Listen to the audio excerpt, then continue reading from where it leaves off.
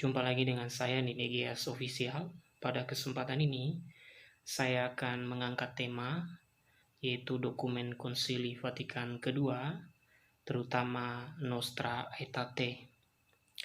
Artikel kedua ini seringkali disalahpahami oleh banyak orang, sehingga memunculkan banyak pendapat.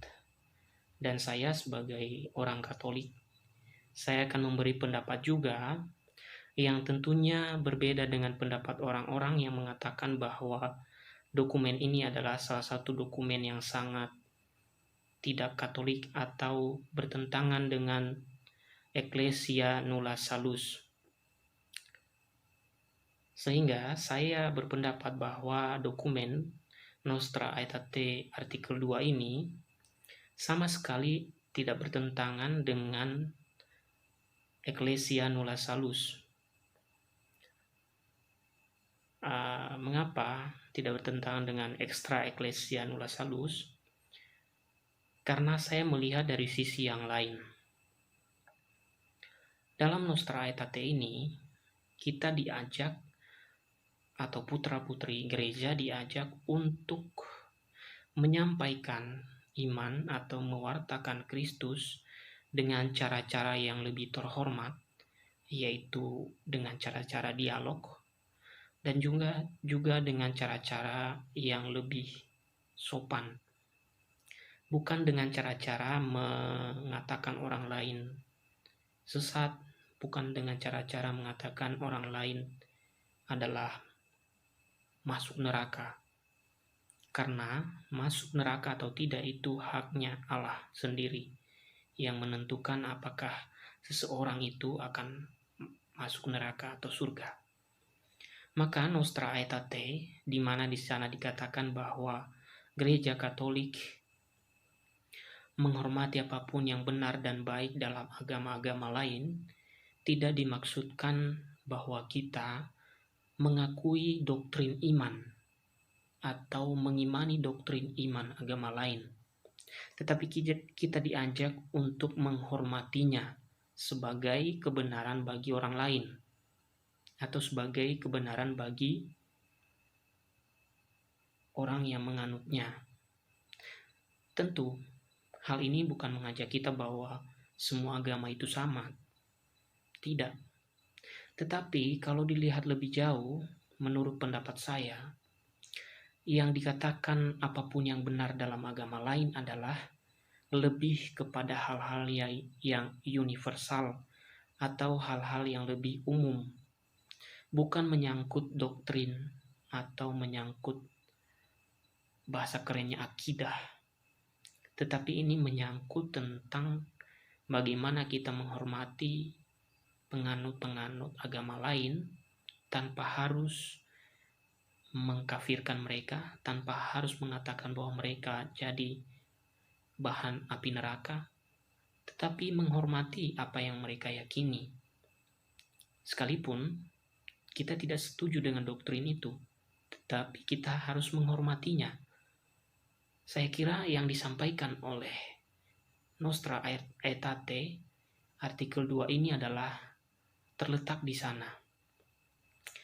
Dan yang dimaksud adalah, menurut saya lebih umum lagi, adalah norma-norma, misalnya norma moral, norma kesusilaan. Karena apa? Norma-norma itu berlaku secara umum dan ada dalam agama manapun. Contoh saja, seseorang mencuri itu tidak dianggap benar dimanapun juga. Seorang pemerkosa tidak dianggap benar di agama manapun juga.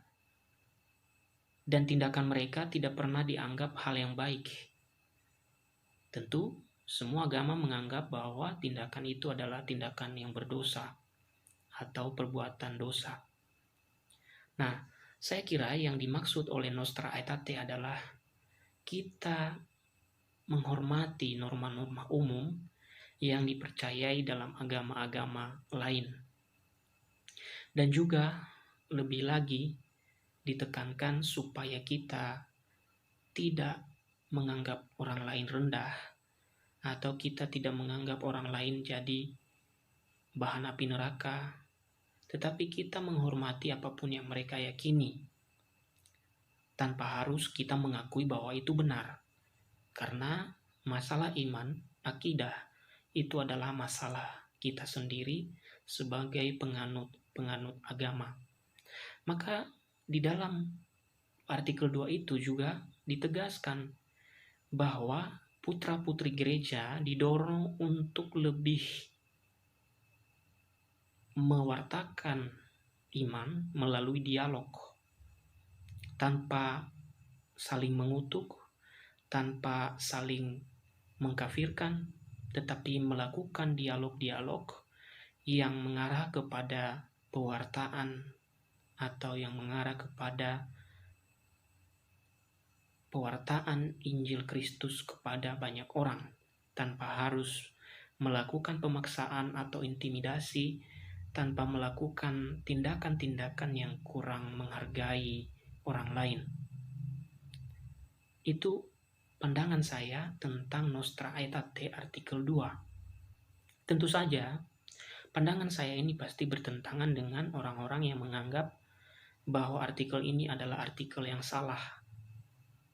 Saya kira teman-teman yang lain yang menganggap dokumen ini adalah dokumen yang salah, saya mengajak teman-teman lebih terbuka secara umum melihat, seperti yang saya sebutkan tadi, bahwa yang dimaksud kemungkinan adalah kita menghormati norma-norma moral dan kesusilaan yang dipercaya dalam agama manapun. Kita diajak menghormati apa yang diyakini oleh orang lain tanpa membuat justifikasi atau diskriminasi. Kita diajak mewartakan Kristus selalu dengan cara-cara yang baik. Terutama dalam artikel ini dikatakan bahwa kita diajak mewartakan dengan cara-cara dialog. Nah, penegasannya adalah dalam artikel ini dikatakan, maka gereja mendorong para putranya supaya dengan bijaksana, dengan penuh kasih, melalui dialog dan kerjasama dengan para penganut agama-agama lain, sambil memberikan kesaksian tentang iman serta perihidup Kristiani, mengakui, memelihara, dan mengembangkan harta kekayaan rohani dan moral serta nilai-nilai sosio-budaya yang terdapat pada mereka. Penekanannya ada di situ. Kita diajak dengan penuh kasih mewartakan Kristus kepada semua orang. Kita diajak menghormati sosio-budaya orang dan nilai-nilai moral yang ada dalam diri pribadi-pribadi, apapun agamanya. Jadi, menurut saya, artikel Nostra Aetate, terutama artikel 2 ini, tidak mengajarkan kepada kita bahwa semua agama itu sama. Dan tidak mengajarkan kita bahwa kita harus mengakui doktrin agama lain, atau kita harus meyakini apa yang diyakini agama lain. Tidak. Kita mengakui artinya adalah menghormati, mengakui bahwa menurut mereka benar. Silahkan dilakukan yang menurut mereka benar. Kita menghormati mereka. Kita tidak menjustifikasi atau menyudutkan siapapun yang beragama. Maka kita diajak mengakui bahwa apa yang diyakini itu benar menurut dia. Bukan berarti kita campur aduk antara doktrin agama lain dengan agama kita. Tetapi kita diajak menghormati agama manapun. Dan sembari menghormatinya, kita tak henti-hentinya mewartakan Kristus, dikatakan tadi, melalui perbuatan, perihidup, melalui dialog, melalui sosio-budaya. Kita masuk dalam budaya, kita menghormati mereka, menghormati situasi keadaan mereka. Mungkin saya bisa berikan contoh. Contoh sederhana adalah ketika misionaris-misionaris yang datang pada abad-abad ketika kekatolikan masuk, ketika Santo Fransiskus Xaverius datang ke daerah timur, atau ketika pastor-pastor datang ke setiap wilayah pada masanya, Mereka selalu masuk ke dalam budaya dan menghormati budaya itu. Misalnya contohnya adalah Romo Van Lith. Dia masuk dalam budaya, mempelajari budaya itu, dan sambil mewartakan iman melalui budaya yang ada, sambil menghormati apa yang diyakini dalam budaya atau dalam suku-suku tertentu. Meskipun di suatu saat nanti ada penekanan bahwa budaya-budaya tertentu yang bertentangan dengan iman harus disingkirkan. Tetapi pada awalnya tidak serta-merta para imam atau para pastor itu mengatakan kepada orang-orang pribumi atau orang-orang Indonesia pada masanya, "Hei, kamu sesat karena kamu menyembah patung atau batu." Mereka tidak menyampaikan seperti itu, tetapi mereka melakukan dialog-dialog melalui budaya, melalui peri kehidupan mereka kepada masyarakat sekitar di mana mereka berada. Mungkin itu salah satu contoh dari Nostra Aetate ini.